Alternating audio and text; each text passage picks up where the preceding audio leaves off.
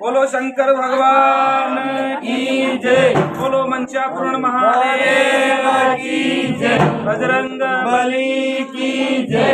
अपने अपने माता पिता गुरुदेव की जय।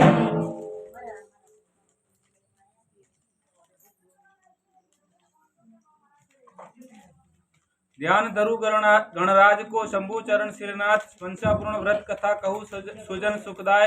सावधान श्रोता सभी कथा श्रवण कीजिए। बोलो मंचापूर्ण महादेव की जय। इंद्रलोक में एक दिन इंद्र सभा का आयोजन हुआ। ऋषि मुनिगण तथा सभी देवता अपने अपने आसन पर विराजमान थे। एक विशाल रत्न जड़ित सिंहासन पर देवताओं के राजा इंद्र विराजमान थे। सामने गंधर्व मधुर स्वर में संगीत छेड़े थे। वह बाजों की झनकार मधुर गायन किन्नर का प्यारा था। ऐसे अवसर पर स्वर्ग सुंदरी रंभा का नाच वातावरण को मनमोहक बना रहा था। ऊंचे स्वर में आलाप हाव भाव सुंदर कटाक्ष करना लटके झटके इंद्रदेव के मन भा रहा था। उसकी सौंदर्य छटा निरख इंद्रदेव के मन में अभिमान आ गया और कहा कि ऐसी सुंदर नारी जो कि पूरे संसार में कहीं नहीं है। 14 भुवन 9 खंड तथा तीनों लोकों में रंभा के समान सुंदर नारी ने जन्म नहीं लिया है। जो ही इंद्रदेव को घमंड हुआ वहां पर नारद जी प्रकट हुए तथा कहा कि हे इंद्र, आज आपने इतना घमंड क्यों किया है? महादेव महादेव। परमपिता ब्रह्मा की रचना शक्ति को इतना छोटा मत समझो। ब्रह्मांड बहुत लंबा चौड़ा है। आपने बिना विचारे अनजाने में गलत खोटी बात कर दी है। इंद्र ने कहा, हे नारद जी, ऐसी सुंदर नारी कहाँ है? उसका क्या नाम है? किसकी औरत है? और इसका सारा पता मुझे यहाँ बताओ। महादेव महादेव। नारद जी ने कहा, हे इंद्र, मृत्युलोक में गौतम ऋषि की पत्नी अहिल्या है, जिसकी सुंदरता की तुलना में रंभा तो कुछ भी नहीं है। अब इंद्र ने विचार किया कि उस नारी को मैं किस प्रकार मन में प्राप्त करूं, क्या उपाय करूं तथा साथ में किसे ले जाऊं।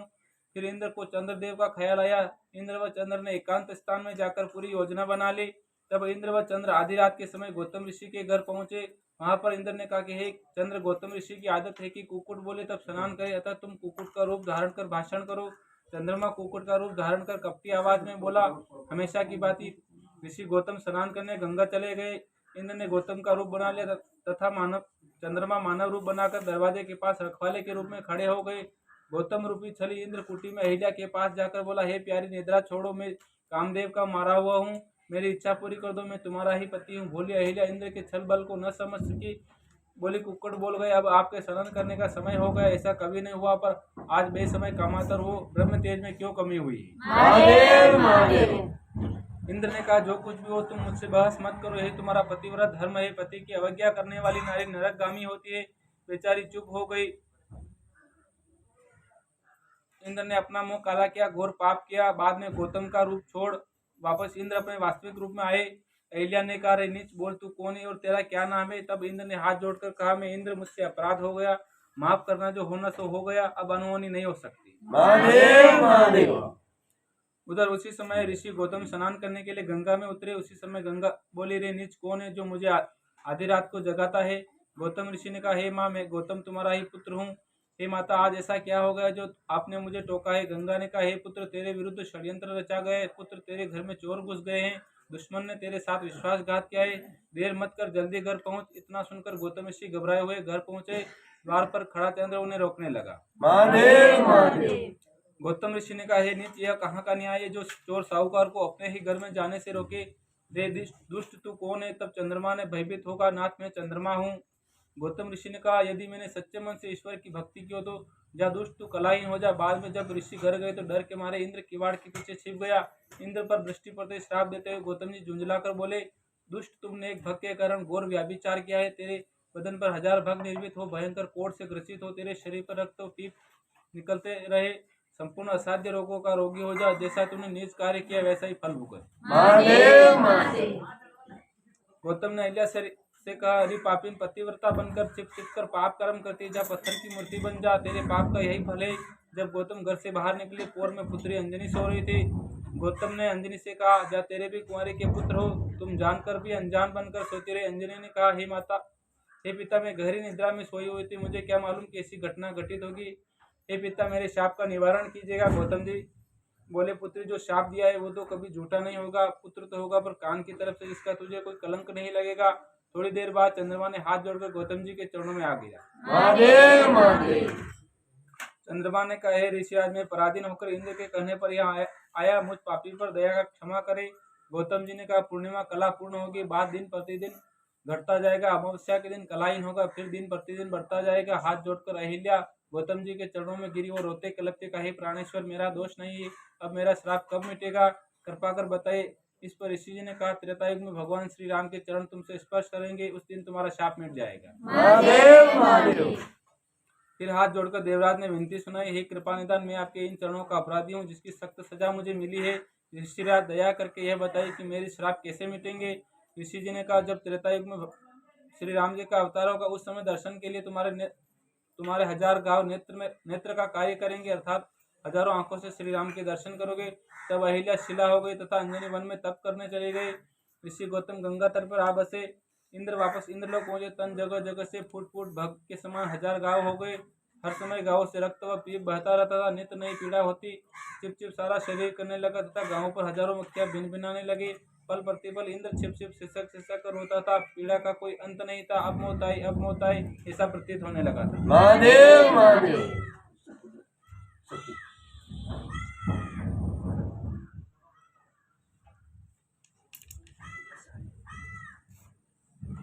तब इंद्र ने हाथ जोड़ ब्रह्मा जी से विनती की, हे ब्रह्मदेव, मैं मरा जा रहा हूँ, हर पल मुझ पर मौत सवार दिखती है। सुख तो स्वप्न में भी नहीं है, दिन रात दुखों ने आ घेरा है। अब दया निदान आपका दास समझकर मुझे जीवन दान दो प्रभु। ऐसा कोई उपाय बताए प्रभु जिससे जीवन जीने की आशा हो। कुछ देर विचार कर ब्रह्मा जी ने इंद्र को ढाढ़स बंधाकर कहा, यो तो व्रत यज्ञ तथा तपस्याएं बहुत है, मगर बहुत ही कठिन है। अगर तुम में थोड़े नियम पालन करने की शक्ति हो तो नियम समझाऊं। इंद्र ने कहा, क्या विधि विधान है तथा कौन सा व्रत, मुझे संपूर्ण बताने की कृपा करे। मैं आपकी आज्ञा अनुसार सभी संयम नियमों का पालन करूंगा। ब्रह्मा जी ने कहा, मनसापूर्ण व्रत भगवान शंकर का है, जिसका चित्त लगाकर विधान सुन लीजिए। सावन महीने की शुक्ल चौथ आवे तब से यह व्रत प्रारंभ करना चाहिए। कवारी कन्या से 3.5 पुनी कपास का धागा कतवावे, उस धागे के 4 तार कर उसमें 4 गांठे लगावे, उससे पीली गेरू से रंगे। महादेव महादेव। फिर ओम नमः शिवाय जपते जपते पूजन सामग्री लेकर शिव मंदिर चले जाए। धागे की तथा शंकर जी की षोडश विधि विधान से पूजन करे। फिर कथा श्रवण कर ओम नमः शिवाय को जपते जपते घर को आए। उस दिन एक बार भोजन कर व्रत रखे। प्रत्येक सोमवार को व्रत कथा करते करते कार्तिक शुक्ला चौथ को विधि विधान से पूजन कर उजमना करे। उस दिन केवल गेहूं का आटा 4.25 सेर, 1.25 सेर घृत तथा 1.25 सेर गुड़, तीनों चीजें अपने गांव के तोल मुजब लेकर चूरमा बनावे। राजा भी तो इस तोल से अधिक नहीं करे, वह निर्धन हो तो भी कम नहीं करे। महादेव जी के भोग लगाकर बराबर बराबर भाग कर ले। प्रथम भाग शिव जी के निमित्त किसी नाथ को दे दे, दूसरा भाग किसी ब्राह्मण को दे दे, तीसरा भाग गऊ को खिला दे, चौथा प्रसाद के तौर पर आप स्वयं ग्रहण करें। अगर शेष बचे तो बिना किसी राजा रंग के छोटे बड़े का भेदभाव किए सबको बराबर बराबर बांट देवे। प्रसाद रात्रि रखने का प्रावधान नहीं है। डोरा जो बनाया जाता है उसे उद्यापन करने के बाद जल में पधरा देना चाहिए। सावन भादव आसोद कार्तिक 4 मास नियम पूर्वक करिए। हे सूर्यराज, कुछ नियम और भी सो सुनिए। व्रत के दिन व रात को ब्रह्मचर्य का धारण करे। चित्त को स्थिर रखकर पूरे दिन शिव का सुमिरन करे। अगर पूजन में दीपक नहीं हो तो लुका भोजन नहीं करे, चुपड़ी रोटी नहीं खाए। अगर किसी दिन शिव का पूजन करना नहीं बन पड़े तो नीचे जमीन पर ही सोइएगा। अगर कथा श्रवण करना न मिले तो उस दिन उपवास करिएगा। हो सके तो कथा किसी वृत्ति से सुननी चाहिए। अगर वृत्ति भी नहीं मिले तो किसी भूखे से जिसने स्नान किया उससे कथा सुन लीजिएगा। कथा आप कर सकते हो तो किसी भूखे को सुनवा लीजिए। भूखा हुक्कारा भरता रहे। अगर कोई भूखा भी नहीं मिले तो शुद्ध जल का लोटा भर लीजिए, उसे ही पूरी कथा सुनकर भोजन कर लीजिए। अगर किसी दिन आप कथा नहीं कर सके, कोई सुनने सुनाने वाला नहीं मिला तो उस दिन भोजन नहीं करना चाहिए, उपवास रखना चाहिए। दूसरे दिन शिव का पूजन कर कथा करके ही भोजन करना चाहिए। इस प्रकार विधि विधान से जो कोई स्त्री पुरुष व्रत करेंगे व्रत का पूरा पूरा फल प्राप्त करेंगे। नियम खंडित करने वाला कठोर दुख पावेगा। महादेव। बोलो शंकर भगवान की जय। बोलो मनसापूर्ण महादेव की जय। बोलो बजरंग बली की जय। सतयुग में इस व्रत को करने से 1 साल में फल मिल जाता है। त्रेता युग में 2 साल में फल मिलेगा। द्वापर युग में 3 वर्ष तथा कलयुग में 4 साल वर्ष करने वाले को संपूर्ण फल मिलता है। 1 वर्ष में 4 महीने इस व्रत के माने जाते हैं। यदि इंद्र तुम इस व्रत को करो तो तुम्हारे सारे दुख मिट जाएंगे, गांव व निशान नहीं मिटेंगे। जब त्रेता युग में भगवान राम का अवतार होगा उनके दर्शन के समय तुम्हारे गांव नेत्रों में परिवर्तित होंगे। उन सभी नेत्रों से आप श्री राम के दर्शन करोगे। महादेव महादेव। नर नारी छोटे बड़े तथा उत्तम कुल के मध्यम एवं नीच कुल के सभी शुद्ध मन से मनसापूर्ण शंभु का व्रत करेंगे। उन्हें सभी इच्छित फल की प्राप्ति होगी। इंद्रदेव ने विधि विधान पूर्वक व्रत किया जिससे समस्त दुख समाप्त होकर सुखी हुई। बोलो मनसापूर्ण महादेव की जय। इंद्रदेव ने व्रत किया। कार्तिक शुक्ला चौथ का चूरमा उद्यापन का किया। एक भाग गाय को दिया, एक भाग बालकों को खाने, एक भाग स्वयं के प्रसाद के रूप में स्वयं के लिए रखा तथा एक भाग शंकर को अर्पण किया। एक लड्डू प्रसाद जो शिव जी को अर्पण किया था। शिवलोक में कैलाश पर पहुंचा वो अनोखा लड्डू शंकर जी का प्यारा प्रसाद था, उसे देखकर खाने को कार्तिक तथा गणेश में झगड़ा हो गया। कार्तिक स्वामी बोले, माता ये लड्डू मुझको दीजिएगा। गणेश बोले, बस माता जी आप मुझे गोद में मत लीजिएगा, आप जब मुझे लड्डू दो उसके बाद ही मैं गोद में बैठूंगा। गिरिजा बोली, दोनों भाई मेरा कहना मानो, परस्पर प्रसाद के लिए झगड़ा करना अच्छी बात नहीं है। अगर कार्तिक को लड्डू देती हो गणेश को दे, नहीं भी दे। अगर गणपति को लड्डू दे कार्तिक को दे, नहीं भी दे। जो पृथ्वी की परिक्रमा करके पहले आएगा वही लड्डू का अधिकारी होगा। मोर पर चढ़कर कार्तिक स्वामी पृथ्वी की परिक्रमा के लिए निकल पड़े। तब गिरिजा जी से हाथ जोड़कर गणेश जी ने विनती की, माता मेरा मोटा शरीर तथा वाहन मुझसे भी छोटा है, मुझसे तो यह कार्य नहीं होगा। दादा तो बड़ा खोटा है, वह अभी परिक्रमा कराएगा और प्रसाद पालेगा, मैं बैठा बैठा देखूंगा। पर गणेश जी को एक युक्ति सूझी। उन्होंने कैलाश की परिक्रमा शीघ्र लड्डू मांग लिया। गणेश को जब शिव पार्वती ने पूछा, लाला तुमने कैलाश की परिक्रमा क्यों की, तो गणपति जी बोले, एक बार जो भी कैलाश की परिक्रमा करे वो पृथ्वी तथा करोड़ों ब्रह्मांड की परिक्रमा के समान है। शिव पार्वती प्रसन्न हो गणेश को लड्डू खाने को दे दिया। कार्तिक स्वामी परिक्रमा कराए, उस समय गणेश को लड्डू खाते पाया। बोले, कार्तिक माता से ये वेद आपने किया है। पार्वती ने कहा, कैलाश की प्रदक्षिणा करने की युक्ति से गणेश ने लड्डू पाया है। गणेश ने लड्डू खाया तो वो भी तुम्हारा छोटा भाई है। कार्तिक स्वामी ने कहा, माता ऐसा था तो मुझे सरल उपाय क्यों नहीं बताया, आखिर लड्डू गणेश को ही देना था। तेरे मन में था तो माता पिता जहाँ कहीं पुत्रों में भेद कर समानता नहीं रखे वहाँ रहना ही बुरा है। अब मैं यहाँ नहीं रहूंगा। बेटा कार्तिक मत जाओ। गिरिजा मैया ने काफी समझाया, देखो नन्हा सा गणेश तेरा ही छोटा भैया है, वो खावे चाहे तुम खाओ, इसमें किसी प्रकार का कोई अनर्थ नहीं है। कार्तिक स्वामी ने कहा, माता जिस जगह अपमान हो जाए वहां पर रखने में क्या रखा है। कार्तिक नाराज होकर तपोवन की ओर चले गए। रास्ते में विप्र का लड़का मिला, उसे हाथ जोड़कर पूछा, कार्तिक महाराज आज इधर किधर को जाते हो। कार्तिक स्वामी ने कहा, हे बालक हम तपोवन की ओर ईश्वर का ध्यान लगाने जा रहे हैं। बालक ने कहा, स्वामी जी मैं भी आपके साथ चलना चाहता हूँ, श्रद्धापूर्वक आपकी सेवा करूंगा। कार्तिक स्वामी ने कहा, पुत्र वहाँ का दुख बहुत कठिन है, तुझे संग नहीं ले जाऊंगा। बालक ने कहा, मैं सभी दुखों को सहन करूंगा, फिर भी आपके साथ चलूंगा। महादेव महादेव। कार्तिक स्वामी ने कहा, अच्छा तो चलो। कार्तिक स्वामी तपोवन में ध्यान लगा, आसन मारकर बैठे। विप्र ब्राह्मण का बालक सेवा में लग गया। एक बार कैलाश शिव एवं पार्वती भ्रमण करने निकले। सिंह पर देवी पार्वती विराजमान थी तो नंदी पर शिव बोले सवार थे। घूमते घूमते दोपहर हुई, एक बाग नजर आया। पार्वती बोली, स्वामी थोड़ी देर बाग में विश्राम लेने चलिए। स्वामी, यह रमणीक बाग इंद्र का जो कि मन भावन है, अपने इष्ट की पूजन के लिए इंद्र फल पत्र फल फूल पुष्प यहीं से ले जाते। तब शिव पार्वती दोनों ने बाग में आकर विश्राम लिया। शीतल छाया में बैठ ठंडा पानी पिया। वहाँ की छठा बाग की निरख शिव जी आनंद मगन हो अपने दिल को बहलाने लगे। बाग में 18 बार वनस्पति फल फूल रहे थे। सुंदर मंद मंद तथा सुगंधित हवा चल रही थी। उस समय शिव पार्वती आसन लगा बाग में विराजमान हुए। शिव जी ने कहा, हे पार्वती इस समय चौपड़ पासा खेलने का मन कर रहा है, पर यहाँ पर हार जीत का साक्षी कौन होगा। गोरी बाग के मालिक को बुला, बोली हमारे चौपड़ के खेल में हार जीत का साग भर देना। अब चौपड़ का खेल शुरू हुआ। शिव गोरी ने पासा फेंका, गिरिजा की जीत हुई। इस पर गोरी बोली, बाघ मालिक तुम बिना किसी प्रकार की चिंता करते हुए सच कहना, पासे में मेरी जीत हुई अथवा शिव बोले जीते ही। यह सोचकर माली मन में चिंता करने लगा कि अब जीवन के दिन पूरे हो गए। बाबी को सिंह की सवारी तथा बाबे की बात निराली। सिर पर जटा कान बीध लटके, कंठ में काली नागिनी, नागों के भुजबंद बने हुए, तन पर भस्म रमाए ओगड़ समान दिखता है। विचित्र बात यह है कि 3 नेत्र क्यों रखता है। हे भगवान, आज भयंकर मौत घर बैठे आई है, यही दिखाई देता है। यदि जोगिन को जीती को तो जोगी श्राप देवे या बिच्छू से डकवावे, सांपों से डसवावे। मरना तो दोनों ओर से लिखा है, सिंह से मरो अथवा सांपों से, पर इसमें जोगी का डर ज्यादा है। श्राप देकर सजा दे सकता है। जो यह सिंह में सांपों से यदि मरूं तो जल्दी मर सकता हूँ, पर जोगी यदि श्राप दे तो और भी बुरा है। श्राप से जीवन भर दुखी होना। काफी विचार करके माली बोला, जोगी जी जीते हैं। जोगिन जी आप हारी है। गिरिजा बोली, सच कह, झूठ का साथ मत दे। इस पर माली बोला, हाँ सही बात है, जोगी जी जीते। इस प्रकार 3 बार गिरिजा जीती, फिर भी माली जी ने गिरिजा को हारा बताया। तब गिरिजा क्रोध में थर थर कांपने लगी और श्राप देते हुए बोली, अरे दुष्ट, तुमने घोर पाप किया है। हर बार मेरी जीत होते हुए भी तुमने मेरी हार बताई। जा दुष्ट, तू बहुत दुखी होगा। तेरे संपूर्ण शरीर पर कोढ़ रोग हो जाए, तेरा संपूर्ण परिवार नष्ट भ्रष्ट हो जाए, तेरा संपूर्ण नाश हो, तेरा हरा भरा बाग इसी समय सूख जावे, तुम्हें पानी पिलाने वाला इस दुनिया में नहीं दिखेगा। अब गिरिजा के श्राप से माली पर तकलीफों का पहाड़ टूट पड़ा। संपूर्ण हरा भरा बाग नष्ट भ्रष्ट हो गया। उजड़े वन के समान बाग की स्थिति हो गई। बागवान इतना अधिक कोढ़ हुआ कि बदन में जगह जगह से रक्त व पीप चूने लगा। उसके लड़के व औरत व्याकुल होकर घर छोड़कर चले गए। मारे मारे फिरे तो न जाने कहीं पर लापता हो गए। माली बगीचे में पड़ा पड़ा चिल्लाता रहता, और वहाँ सुनने सुनाने वाला भी कोई नहीं था, कोई पानी पिलाने वाला भी नहीं था। मरने की स्थिति आ गई थी। एक रोज इंद्रदेव ने एक अप्सरा को पूजन के पुष्प देने के लिए बाग में भेजा।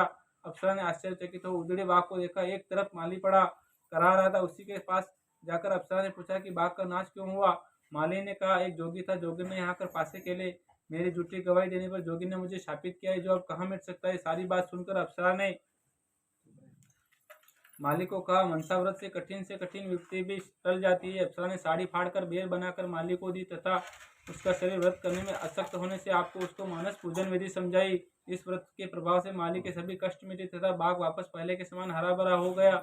उसके बिछुड़े लड़के भी वापस घर लौट आए। वह पहले के समान इंद्र के बाग को सींचता हुआ परिवार के साथ सुखपूर्वक रहने लगा। बोलो मंसापुरण महादेव की जय। बोलो शंकर भगवान की जय। बोलो बजरंग बली की जय। शिव गिरिजा कुछ समय पश्चात एक बार और घूमने निकले। फिरते फिरते वापस जहाँ पर इंद्र का बाग था वहीं पहुंचे। अब वापस हरा भरा बाग देख गिरिजा आश्चर्यचकित हो बोली, मेरे द्वारा शाप देने के बाद भी बाग हरा भरा है, जैसे आग के बीच बाग लगे तो मेरा शाप कहाँ रहा। तब माली से गिरिजा ने पूछा कि तुझे मेरा शाप नहीं लगा। पहले वाले जोगी तथा जोगिन देखकर माली भागने लगा तथा भागता हुआ बोला, अब मैं तेरे पास नहीं आऊंगा। तेरा कोई विश्वास नहीं, अगर तेरे पास आए तो फिर से दुख उठाऊंगा। आश्वासन देते गिरिजा बोली कि मुझे तो केवल यह बता कि तेरा दुख कैसे मिटा है। माली ने कहा, मनसापूर्ण महादेव व्रत की कृपा से मेरे समस्त दुखों का नाश हुआ। इस पर गिरिजा ने शंकर से कहा कि स्वामी, मनसापूर्ण शंभु भी कोई देव है। शिव बोले, मनसापूर्ण महादेव में मुझसे ज्यादा शक्ति है। ब्रह्मा विष्णु तथा स्वयं में हमेशा उनकी भक्ति करते रहते। गिरिजा बोली, मनसापूर्ण शिव का व्रत मुझे भी दीजिए, जिसके प्रभाव से मेरा प्रिय पुत्र कार्तिक मुझसे मिल जावे। शिव ने व्रत माली से लेने को कहा।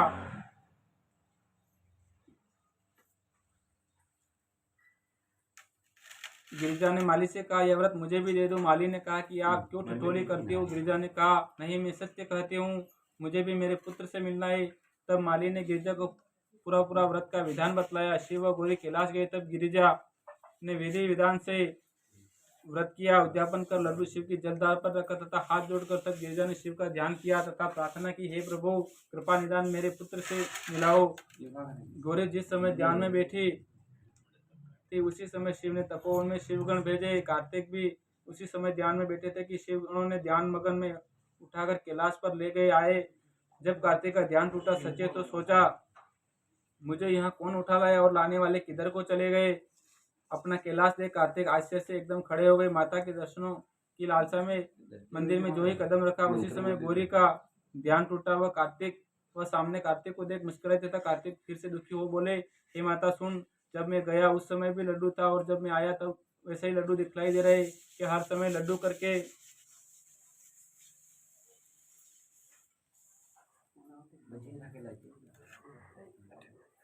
खाना ही तुम्हारा काम है। मैं गया जिसका कोई सोच नहीं और मैं आया उसका कोई हर्ष नहीं। मेरे बिन बुलाए आए देखकर माता तुम हंसी क्रोध करके कार्तिक वापस जाने लगे कि अब यहाँ और नहीं रहना। हे पुत्र कार्तिक, तुम मत जाओ, मैं तुम्हें नहीं मनसापूर्ण महादेव व्रत की अद्भुत चमत्कार देखकर हंसी हूँ।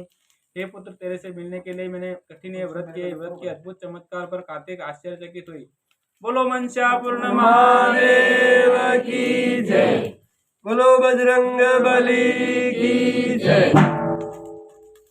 कार्तिक स्वामी ने माता से हाथ जोड़कर कहा, मेरे साथ भी एक विप्र का बालक था। बेचारा मेरे यहाँ आने से वन में मारा फिरता होगा और बालक मुझसे वापस मिल जाए, ऐसी मेरी इच्छा है। अतः माता जी, मुझे भी इस व्रत की शिक्षा दे दीजिए। माता ने कार्तिक को व्रत की संपूर्ण विधि को समझाया। कार्तिक ने व्रत पूर्ण किया। उद्यापन के दिन लड्डू को शिव की जलधारी पर रख शिव का ध्यान किया। शिवगण द्विज के बालक को भी कार्तिक के सन्मुख उठा लाए। कार्तिक ने जब बालक को देखा तो हंसे। इस पर द्विज बालक नाराज हो बोला, महाराज, आपने मुझे वन में अकेला छोड़कर मेरे साथ विश्वासघात किया है, जबकि जब मैं यहाँ पहुंचा तो आप मुझ पर हंसे। वास्तव में यह बात सत्य है कि जहाँ पर अपमान होता है वहाँ पर एक पल भी नहीं रहना चाहिए। महादेव महादेव। कार्तिक ने कहा, व्रत के प्रभाव को देखकर मैं हंसा था। व्रत का चमत्कार सुन बालक आश्चर्यचकित हुआ। बोलो मनसापूर्ण महादेव की जय। बोलो शंकर भगवान की जय। बोलो बजरंग बली की जय। द्विज बालक ने हाथ जोड़कर कार्तिक से कहा, हे स्वामी जी, मुझे भी व्रत की शिक्षा विधि विधान सहित बताइए। कार्तिक ने कहा, हे पुत्र, तू यह व्रत क्यों करना चाहता है? तेरे मन में क्या इच्छा है? बालक ने कहा, मेरा मन काशी नरक के पुरोहित की लड़की से शादी करने का है। कार्तिक ने बालक को व्रत दिया। बालक ने पूरा किया। फिर उसी तरह उद्यापन कर लड्डू जलधारी पर रखकर शंकर का तन मन व प्रेम से ध्यान किया। ध्यान में इतना लीन हो गया कि कब विप्र को शिवगण उठाकर ले गए और पुरोहित के द्वार पर ले जाकर उतार दिया, जहाँ पर शादी थी। स्वप्न में पुरोहित को शंकर जी ने दर्शन देकर कहा, तुम्हारे द्वार पर एक द्विज बालक बैठा है, अगर सुखपूर्वक रहना चाहते हो तो तुम्हारी लड़की की शादी उससे कर दो, नहीं तो बर्बाद कर दूंगा। निद्रा से जब पुरोहित जागा तो अपनी पत्नी को स्वप्न वाली बात बता दी। नारी ने बाहर आकर बालक को देखा तथा वापस अंदर आकर अपने पति को उस बालक से शादी करवाने के लिए मना कर दिया और कहा कि बाहर तो निर्धन बालक बैठा है। फिर दोनों ही सो गए। वापस शिव ने स्वप्न में जाकर कहा, हे नीच, अभी का अभी शादी करवाने के लिए मना कर दिया है, मैं तुझे बर्बाद कर दूंगा। अगर सुबह होते ही ब्याह नहीं करवाया तो तुझसे भयंकर बदला लूंगा। फिर सुबह पुरोहित ने उस बालक को बुला जाति गोत्र का मिलान कर ब्याह रचा दिया। घर माल खजाना समस्त संपत्ति कन्यादान में दे राज पुरोहित हरि सुमिरन में लग गए व सुख पूर्वक रहने लगे। बोलो मंशापूर्ण महादेव की जय।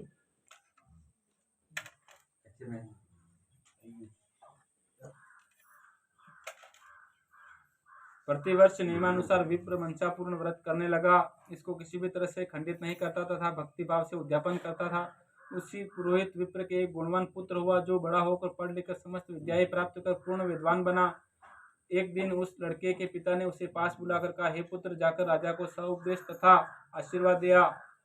जब लड़का राजा को आशीर्वाद देकर वापस आ रहा तो गांव के नगर सेठ उसे खुश हो पास बुलाकर कहा, मैं तुमको तथा तुम्हारे परिवार के प्रत्येक सदस्य को भोजन कर न्योता देता हूँ तथा भोजन कर प्रत्येक एक मोहर दक्षिणा स्वरूप ले जाओ। घर जाकर पुत्र ने संपूर्ण वार्ता पिताजी को बताई तो पिता ने इनकार कर कहा कि आज हमारे शिव जी के मंशापूर्ण व्रत का उद्यापन है, हमारे परिवार में इसी व्रत से आनंद हुए है।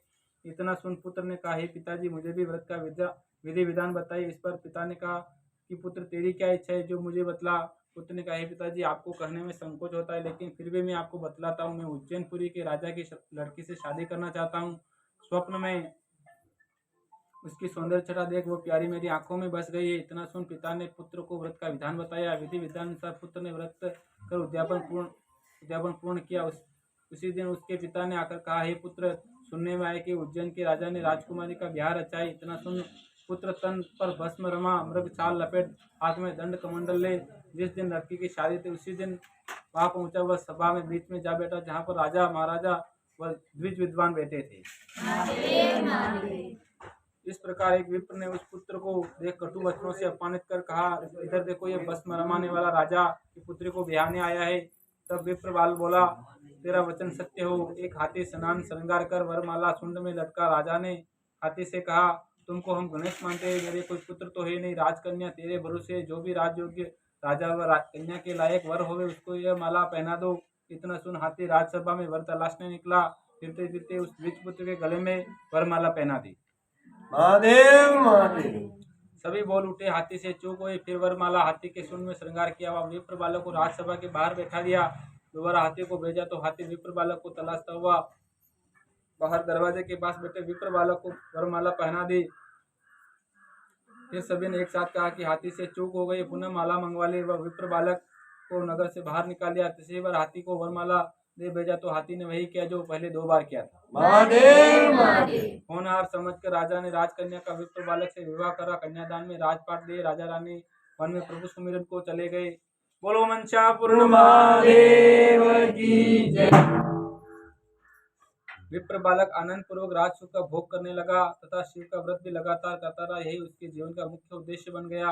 एक दिन जब राजा के व्रत का उद्यापन का दिन आया, राजा ने रानी को 4.25 सेर गेहूं का आटा, 1.25 सेर गुड़, 1.25 सेर घृत का चूरमा बनाकर लाने के लिए कहकर शिव मंदिर को पूजन करने के लिए चला गया। पर रानी ने सोचा कि ये ब्राह्मण इतना भी नहीं जानते, गुड़ की मिठाई भी केवल 4.25 सेर मंगवा रहे हैं। इनको पता नहीं है कि राज खजाना भारी है, यहाँ पर किसी प्रकार की कोई कमी नहीं है, फिर भी इन्होंने इतने कम नैवेद्य बनवा कर मंगवाने का विचार क्यों किया है। फिर राजा के साथ भी काफ़ी लोग हैं, इतने थोड़े मोदक से क्या होगा। ऐसा विचार कर रानी ने गाड़ीवान के साथ गाड़ी भर कर चूरमा बना पहुँचाया। गाड़ी भर पकवान देख राजा समझ गया कि रानी ने अभिमान किया। एक लड्डू के अंदर साबुत गेहूँ निकला, जिसके बराबर बराबर 4 भाग किए। 1 भाग शिव को भोग लगाया, 1 भाग राजा ने खाकर पानी पी लिया।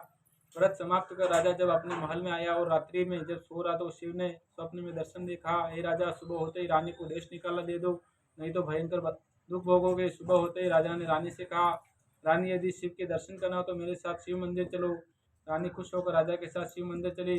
रानी मंदिर में दर्शन करने गई। उधर राजा अपने महल को चला गया। दर्शन कर जब रानी मंदिर के बाहर आई तो राजा को नहीं देख रानी चिंतित हुई। उधर मंदिर देखा तो वो भी गुम हो गया। महादेव महादेव। तब रानी को ध्यान आया और वो शिव की माया समझ गई। मैंने कल अभिमान किया, उसी का फल मुझे मिला है। जंगल में आगे चली तो ग्वालों पर उसकी नजर पड़ी। ग्वाले सभी पत्थर के बन ज्यों के त्यों खड़े रह गए। आगे चली, एक गांव आया जहाँ पर एक कुमार से पीने का पानी मांगा, वो भी पत्थर का बन गया। रानी आगे चली, एक डोकरी बुढ़िया चरखा चला रही थी। रानी ने उससे पानी मांगा, बुढ़िया चरखा से पत्थर की हो गई, धागा काटना रह गया। पश्चात तालाब में, बाग में, कुएं में सभी उसी समय वक्त सूख गए। वन में 4 चोर मिले जो भी सख्त पत्थर के हो गए। फिर आगे चली, एक नदी निर्मल जल से बह रही थी, मिली, वो भी रानी के पास जाते ही सूख गई। नदी के कमल तथा जीव जंतु सभी मर गए। जल के बिना रानी दुखी हो गई तथा मरने का विचार करने लगी। वन में एक सिंह मिला, यह सोच रानी उसके पास गई कि यह झपट कर मुझे खा जाएगा, पर रानी की दृष्टि पड़ते ही वह पत्थर का बन खड़ा रह गया। आगे गई, एक सर्प जो कि सूर्य को अर्घ्य दे रहा था। रानी उसके पास गई कि मुझे काट लेगा, पर वो भी पत्थर का बन गया। रानी आगे गई तो रानी को सप्त ऋषि मिले। रानी ने जब पानी मांगा तो ऋषि ने पानी के लिए अपना पानी से भरा कमंडल दे दिया। तब रानी को पानी की जगह कमंडल में कीड़े भरे दिखाई दिए। रानी ने ऋषियों से कहा कि आप मेरी क्यों हंसी ठिठोली कर रहे हैं। ऋषियों ने कहा, ऋषियों ने ध्यान लगा कर जाना कि तू अपराधीन है।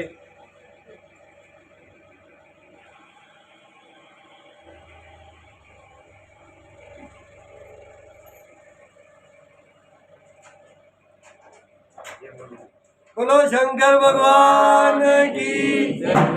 बोलो मंशापुरण महादेव की जय। बोलो बजरंग बली की जय।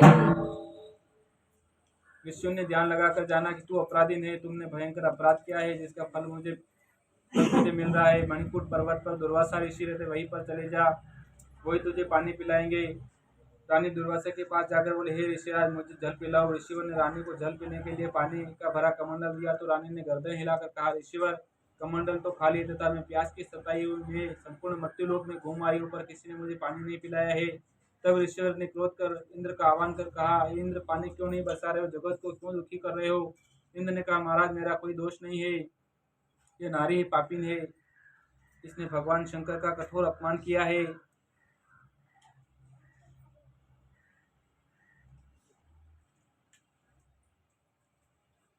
इसको जल पिलाना मेरे वश की बात नहीं। अगर हाँ, भगवान शंकर कृपा करो, इस नारी को जल पिला सकते हैं।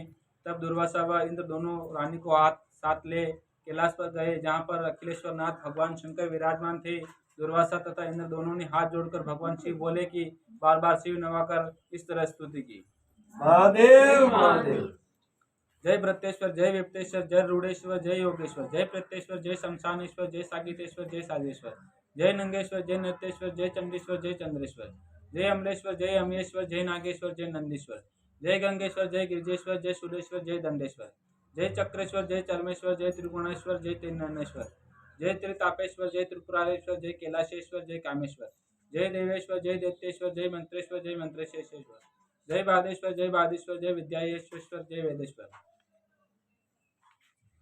जय आत्मेश्वर, जय अध्यात्मेश्वर, जय निदेशेश्वर, जय सिद्धेश्वर, जय सिद्धेश्वर, जय योगेश्वर, जय योगेश्वर, जय ज्ञानेश्वर, जय ज्ञानेश्वर, जय दिनेश्वर, जय दारिदेश्वर, जय जय धनेश धनवानेश्वर, जय भक्तेश्वर, जय भगवानेश्वर, जय जीवेश्वर, जय शिवेश्वर, जय भुवनेश्वर, जय ब्रह्मांडेश्वर, जय एकेश्वर, जय अंकेश्वर, जय हरियेश्वर, जय अलकेश्वर, जय आशुतोष, जय दुराराध्य, जय स्पष्टेश्वर, जय तुष्टेश्वर, जय एकेश्वर, जय नित्येश्वर, जय उपमेश्वर, जय अनुपमेश्वर, जय अमेश्वर, जय सर्वेश्वर, जय सर्वेश्वर, जय ईश्वर, पाहि पाहि प्रणत हरित हरण शरण सुखदान, निज पद पंकज प्रेम वृद्धि जय दया निधान।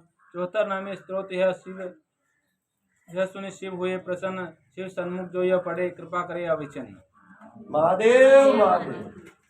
तब शिव ने ऋषि तथा इंद्र को आसन दिया था। पूछा, हे ऋषिराज, किस कारण आना हुआ है। दुर्वासा ऋषि ने कहा, प्यासी नारी की प्यास बुझाना है। शिव ने कहा, यह नारी महाअपराधी ने इसको साथ में यहाँ क्यों लाए। दुर्वासा ने कहा, हे प्रभु आशुतोष ओढ़रदानी, अब इसके समस्त कसूर माफ करो। तब प्रसन्न हो शिव बोले, मनसा पूर्ण व्रत रानी के दुख निवारेंगे। जा मनसा पूर्ण व्रत को कर, यह कहकर व्रत का संपूर्ण विधि विधान बताया। आगे कभी अभिमान नहीं करना शिव ने श्रीमुख से फरमाया। रानी बोले, हे जगदीश्वर, मार्ग में आते समय मुझसे बड़े बड़े अपराध हुए, वो कैसे मिटेंगे जो पत्थर के बनकर खड़े हैं। शिव ने रानी को थोड़े चावल दे कहा, उन पर चावल डालकर बोलना कि तू अपना कार्य कर। जैसे थे वैसे बन, हाथ जोड़ रानी वापस चली जा। दुर्वासा व इंद्र भी अपने अपने स्थानों पर पहुंचे। अब सभी श्रोता अपने हाथ में चावल लो तथा जहाँ जहाँ रानी चावल डाली वहाँ वहाँ उन प्रसंग पर तुम भी चावल डालो तथा साथ में जय जय महादेव की हुंकारी भरते बोलो। रानी वहां से चल कमंडल ले बोली, कमंडल निर्मल जल से भर जाओ, अब मैं पवित्र हो गई हूँ। यह कहकर एक चावल डाला, कमंडल निर्मल जल से भर गया।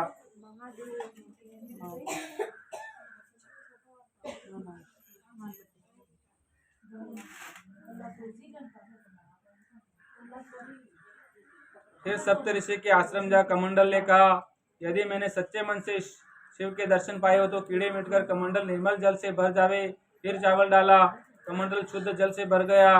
वहां से चलकर सर्प के पास आई जो सूर्य को अर्घ देता हुआ पत्थर बना था। पास में आकर बोली, पहले जैसा था वैसा बनकर चावल डाला तो सर्प जीवित हो गया। महादेव महादेव।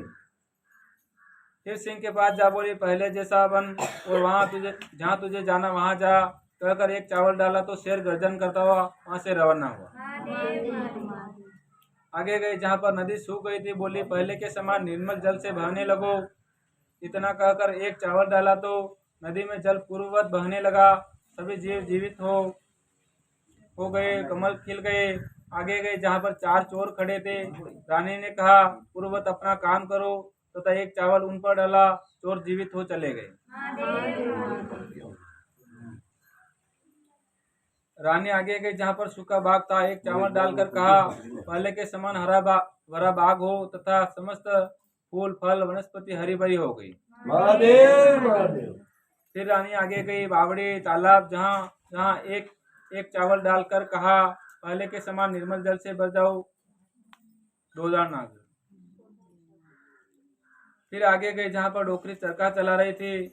चावल डालकर कहा, मैया सुखपूर्वक चरखा का तो डोकरी चरखा चलाने लगे। आगे जाकर कुमार पर चावल डालकर कहा, सजे हो पहले के समान काम करने लगो। वह पुनः जीवित हो काम करने लगा। आगे जाकर गवालों पर चावल डालकर कहा, फिर से गाय चराने लग जाओ।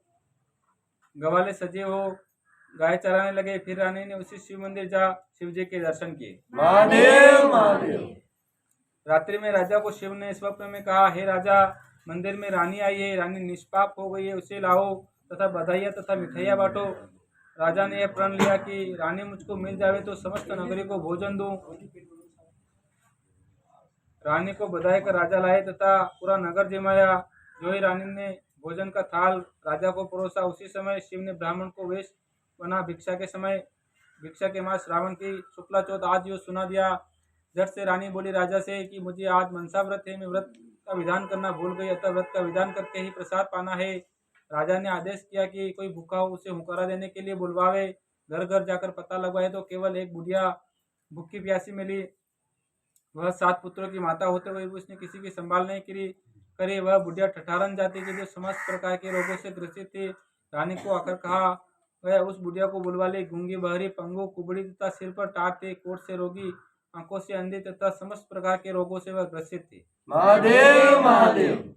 रानी हाथ में चावल ले कथा कहने लगी। जब चावल छोड़ने का समय हुआ तो रानी एक एक वचन पर रोगिन के सिर पर चावल मारते रहे। श्रोताजन भी चावल लो तथा इसी तरह से छोड़ते रहो। रानी बोली, इस व्रत के प्रभाव से इंद्र के सभी दुखों का निवारण हुआ है। यदि यह बात सत्य है तो रोगिन का भरापन दूर हो और यह सुनने लगे। यह कहकर उसके सिर पर चावल डाला, त्यों ही वह सुनने लगी। अगर भगवान का कष्ट मिटा हो तो उसका अंधापन मिट जावे। चावल डाला उसके सिर पर तो उसके दोनों नेत्र खुले। देख रानी बहुत खुश हुई। अब गिरिजा से कार्तिक स्वामी मिले तो उस पर बुढ़िया का गूंगापन अभी चला जाए। यह कहकर सिर पर चावल डाला तो बुढ़िया मीठी वाणी से बोलने लगी। महादेव महादेव। यदि कार्तिक से बालक विप्र मिले हो तो उसका लूलापन भी दूर हो जाए। यह कहकर सिर पर चावल डाला तो बुढ़िया चलने फिरने योग्य हो गई। यदि द्विज पुत्र ने पुरोहित पुत्री से ब्याह किया हो तो इसके सिर की टाट मिट जावे। सिर पर चावल डाला तो सिर पर बाल उगाए। उप पुरोहित सुत का यदि मेरा विवाह हुआ हो तो इसका कुबड़ापन मिट जावे। यह कहकर सिर पर चावल डाला तो बुढ़िया का सीधा शरीर दिखने लगा, कुबड़ापन खत्म हुआ। यदि शिवजी ने मुझको दर्शन दिए हो तो इसके समस्त रोग मिट जावे। सिर पर एक चावल डाला तो बुढ़िया सुंदर शरीर वाली औरत बन गई। जिसे कोई पहचान न सके, वह वर्णन न कर सके। यदि कलयुग में व्रत फलदायक हो तो सभी गुणों से गुणवान बनो। यह कहकर सिर पर चावल डाला तो बुढ़िया समस्त गुणवान बनी। जैसा कल्याण बुढ़िया का रानी का पूर्ण काम हुआ, वैसा सभी भक्तजनों का हो। इसी के साथ श्री मनसापूर्ण महादेव की जय। मनसापूर्ण शंभु की कथा हो, जो पूर्ण श्रोता वक्ता सभी की चौकी मनसापूर्ण हो। महादेव बोलो मंसापूर्ण महादेव की जय। बोलो शंकर भगवान की जय। बोलो बजरंग बली की जय। हर हर